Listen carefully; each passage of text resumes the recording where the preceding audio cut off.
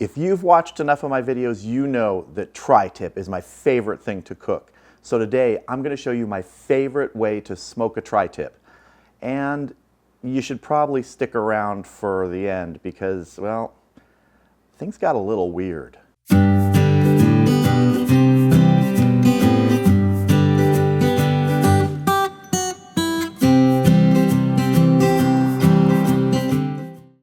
Yes, today I'm going to be showing you my favorite way to smoke a tri-tip out on the Weber Kettle. But before we get into that, I've got to give a big thanks to Russ Jones over at Smoky Ribs Barbecue and Southern Cuisine. He gave me an extremely nice shout out this week and just brought an amazing number of people over here, people that have been interacting in the comments already, and I really appreciate all those new people coming by and checking me out. And if you haven't checked out Russ's channel, Smoky Ribs Barbecue and Southern Cuisine, put a little thing up here for you to check it out. He's been around for a long time. He's been making YouTube videos for 6 years. And I mean, I found him a long time ago. I always love watching when he's doing crawfish. He cooks on a sailboat, just does amazing things. He's got a new pellet grill he's been cooking with.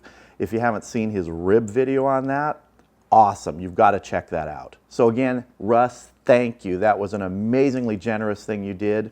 But now let's get down to some tri-tip. So I've got a 3-pound tri-tip here that I'm going to be rubbing, putting out on the Weber Kettle with some hickory smoke, and showing you the exact method I use to get the results that I like. I like that sort of medium rare-ish level of doneness. If it kind of moves a little towards rare, that's okay with me. I love the pink center. First thing though, we got to make some rub. My favorite rub for tri-tip, super simple, 5 ingredients. We've got 2 tablespoons of a dark brown sugar. If you've got light brown sugar, that's fine. Got a tablespoon of granulated garlic, a tablespoon of smoked paprika, half a tablespoon of ground black pepper, and half a teaspoon of salt. This is a coarse sea salt that's been ground up. Just pop our lid on here, shake. And if you've got some chunks from that brown sugar that lump together, just break it up. Okay, so let's give this a little taste and see how we're doing. Yeah, that's it. Sweet, just enough of that salt and other spices in there. It's going to go perfect on this tri-tip, so let's get that rubbed.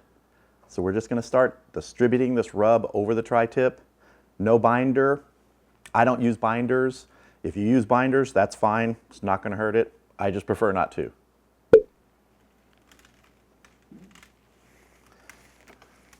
This tri-tip came already trimmed up pretty well.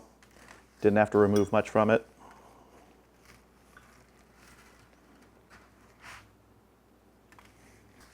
Sure you get the edges.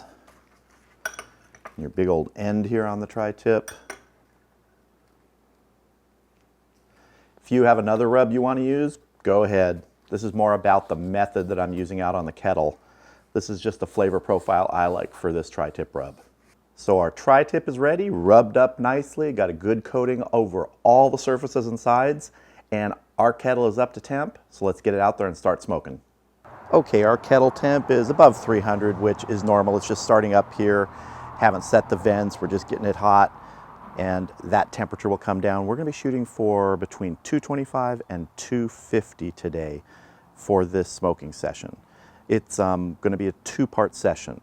We're going to smoke with hickory, and then we're going to sear it once we get to 110 degrees internal. Once we sear it, we'll put it back in direct and take it to 130 degrees internal. That's our finished temp today. So let's get this tri-tip on. So I have my kettle set up with the vortex not quite half full. Slight chance we'll need to add some more charcoal to it, but that's fine. And you can see these aren't even fully ashed over yet. That's okay. It's going to build more temp as we go along, and that's what we're going to sear over after we reach 110 degrees internal on the tri-tip. I have my ThermoPro temperature probe here, and we'll have an internal meat probe for the ThermoPro also. So let's get this tri-tip on.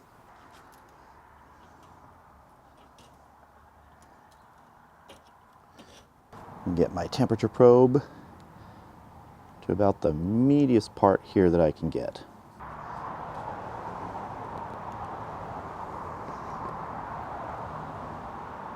You can see the internal meat temperature is now registering about 44 degrees on the ThermoPro, 43. We took it out of the refrigerator about 30 minutes ago, so it's coming up from that 40-ish temperature that it held in there. So we're perfect, good placement. I think we're ready to get some hickory wood on here and start smoking. Just gonna flip up our grate here. Put our first piece of hickory on. This is a cut down piece of a hickory log that I use in my offset. I find this length in here really works well, especially with that vortex. It'll ignite, we'll put the lid on, it'll smother, it'll create great hickory smoke. Get our grill grate tipped back. All right, let's get our lid on and start smoking. Now I'm gonna start with both the top and bottom vents fully open until I reach the temperature I want. Then I'll adjust them to keep that 225 to 250 temperature on the kettle today. Now we've only got about probably an hour to an hour and a half cook on here. Tri-tip cooks incredibly quickly. That's one of the things I love about it. Smoker temp's already up there, so we're gonna start adjusting the vents. I'm gonna bring my bottom vent over to the 1/3 mark that I made. That means that lower vent is approximately 1/3 open. And I find this is a pretty good setting to maintain something around 250-ish. So we'll watch it for a bit and see. I've choked the top vent down to about 1/4 also, so we'll play with these two vents for probably just about 5 to 10 minutes until we get that temperature dialed in. At this point, it's not a big deal if it's racing a little high in there. The meat's just getting started. I have had tri-tips take as little as 45 minutes before. Sometimes they cook quickly, sometimes takes a little bit longer, but it's not one of those cuts of meat that takes, 4 or 5 hours. We've got good smoke rolling out of there, great hickory smoke. I opened those vents up a little more to generate a little bit more smoke, get some better airflow in there. I'll choke this down just a little bit. Our temp went up a bit. Internal meat temp 65, and our temp of the kettle is 270, so adjusting those vents to bring that in line. But we've got good smoke. And again, if it races up above 250 for a bit, that's not a problem. Honestly, if you keep this, 225 to 275, you're fine. 225 to 250 is just that preferred temperature that I like to use when doing tri-tip. But it's gonna be good no matter what temp you're at. Unless you're at like 800 degrees, that won't be good. Gosh, I love the smell of hickory. It's my favorite wood. All right, the kettle temp is at 253. The meat temperature, 108. We're 2 degrees away from searing it directly before then moving it back to indirect to finish to 130. Okay, we are at 110 degrees internal. It's time to sear this. Temporarily gonna remove our meat probe and try and remember about where we had it. Just gonna lay it right there on the grate. Let's sear this.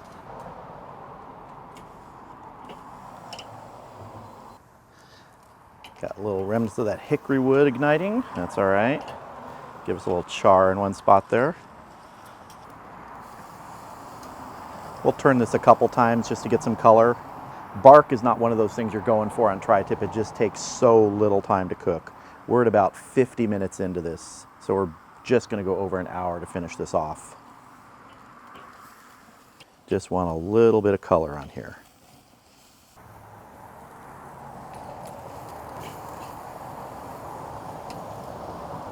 All right, let's move this back indirect. Let's see if we can get our probe, back generally in the same position. All right, we've got 113 degree internal. That's perfect. We took it at 110, seared it, brought the temp up a little. Now we're gonna go indirect again, finish it to 130 internal. Bring you back when we're ready to pull it off. All right, kettle temp stabilized in the mid 260s. And there we are, 130 internal. Let's get this off. It's a nice looking tri-tip. Let's get our probe out, get this inside, cover it loosely with some foil, let it rest for about 15 minutes. There is our gorgeous tri-tip. I mean, it came out looking just beautiful. That's why I like doing this, sear sort of near the end and then move it back to indirect to finish off. You get this beautiful color. You give it a few extra minutes just indirect, and just look at that. but let's cut into it and see what sort of doneness we achieved.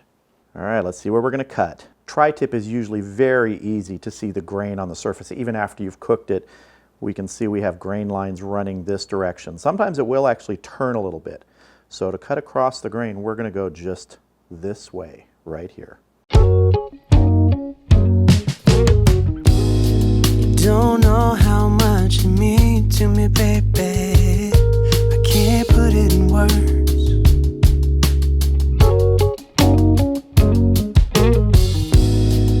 Don't know how much you give to me, baby.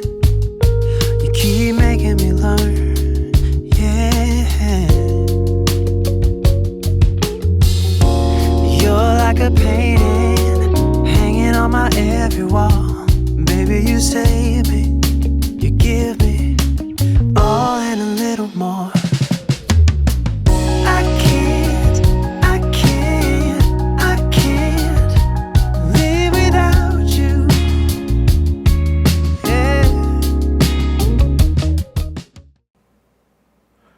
That was weird. Well, let's cut into this now.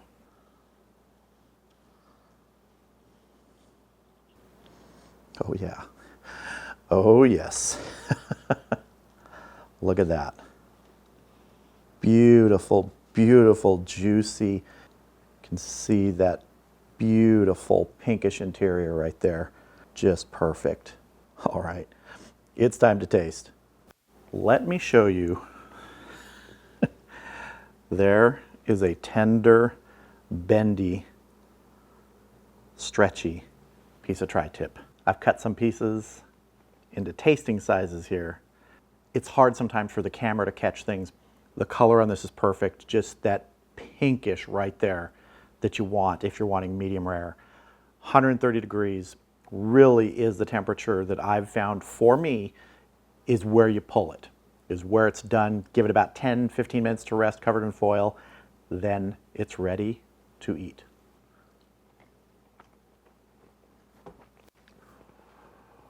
Wow. I've said it so many times that tri-tip is my favorite thing to smoke, to cook. If you get it right, it is so tender. That first piece I tasted almost dissolved. If I didn't have any teeth, I could gum this. It's that tender. Great flavor from that rub on the outside and the hickory smoke. Oh man. I love that sweetness of the brown sugar that gets in there with everything.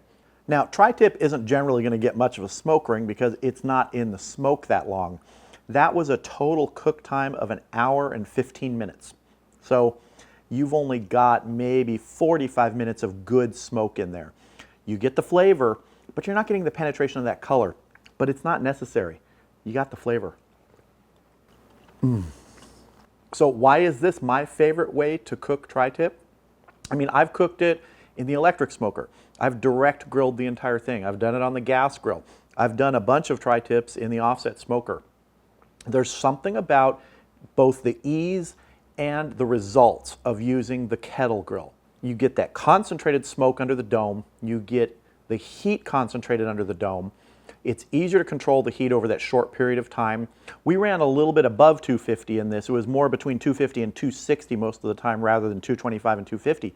But that's okay. Tri-tip is very forgiving in that temperature range of 225 to 275. You just don't want to get it too hot. Now, if you're cooking it quick, you can fire it up and actually cook it in like 30 to 45 minutes. I think you get better results giving it that little bit of extra time. This is why I love tri-tip. I gotta cut some more. I hope you can see that, just how perfect that is. And the juice, it is incredibly juicy. Part of that is giving it that 10 to 15 minutes to rest. So it just sort of lets those juices that are moving towards the outside of the hunk of meat come back into the center. I could just stand here and taste this entire thing all day. This would be like an hour video. So you can do tri-tip on any cooker you have and you're going to get good results as long as you follow some simple methods. If you have a kettle grill, a Weber Kettle, something like that, charcoal, your favorite kind of smoke. I like hickory. Pecan is also really good. You can get amazing results in a very short amount of time with a cut of meat that generally isn't that expensive. This was on special for $2.99 a pound. And we can usually get it here in Southern California for about that on special. Normally it's between $3.99 and $5.99 a pound. And this is not prime. I don't even know what grade this was. It was just from the butcher at the grocery store. I didn't even look. If you want to spend extra money and get a prime tri-tip, and I've done that and they're awesome, but tri-tip, you can get great results from non-prime cuts of meat. I hope you enjoyed this video. Feel free to check out some of the other videos on my channel and consider subscribing. And if you do, click that bell for notifications. Thank you all for watching. Hope you have a great day. I'll see you again soon.